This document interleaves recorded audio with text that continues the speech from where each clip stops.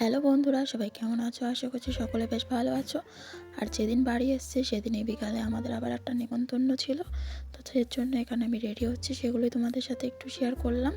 আর এদিকে হাজব্যান্ড সন্ধ্যা দিয়ে দিয়েছে, তো তারপর আমরা একদম রেডি হয়ে বেরিয়ে গেছি। একদম নগরুখড়া বাজারে গিয়ে ফুলের দোকানের সামনে ও গোলাপ নেওয়ার জন্য দাঁড়িয়েছিল, আর এদিকে গিফট নেওয়া হয়ে গেছে। আর নগরুখড়া বাজারটাও তোমাদের সাথে একটু শেয়ার করে দিলাম। তো আমাদের বাড়ি থেকে নগরুখড়া বেশ অনেকটাই দূর। তারপর চলে এসেছি আমাদের ডেস্টিনেশনে, আমরা পৌঁছে গেছি। তো এখানে আজকে আছে আমাদের দাদা বৌদির 30তম বিবাহবার্ষিকী, তো সেই নিয়ে অনেকই আনন্দ মজা হয়েছে, আর সেগুলোই তোমাদের সাথে একটু শেয়ার করছি। তো 30 বছর পর তারা রেজিস্ট্রি ম্যারেজ করলো।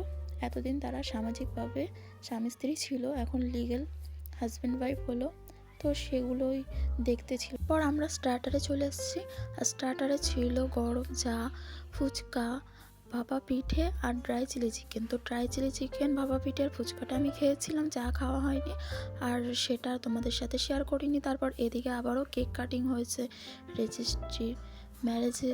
তোমার সাক্ষী হিসাবে দাদার বাবা, দাদার ছেলে, দাদা সবাই মিলে সই করলো, মানে সিগনেচার করলো। তারপর এদিকে আরও নিয়মকানুন ছিল, যেমন কেক কাটিং।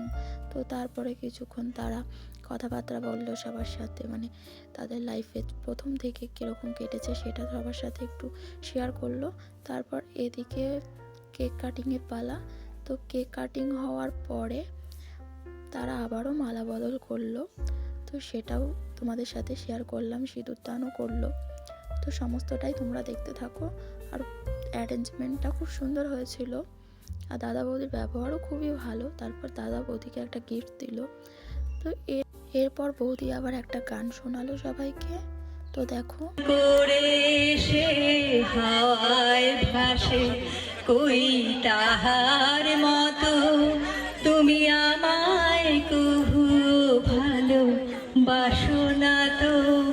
এই সমস্ত রিচুয়ালস দেখতে দেখতে 9:30 মতো বেজে গেছিলো, আর আমাদেরও বাড়ি যেতে হবে। ওই জন্য আমরা এদিকে খেতে বসে পড়েছি, আর চারিপাশটা তোমাদের সাথে একটু শেয়ার করে দিলাম। তো খাওয়া দাওয়া কমপ্লিট করে আমরা বেরিয়েছি 10টার দিকে, আর 10:30টার দিকে আমরা বাড়ি পৌঁছে গেছি।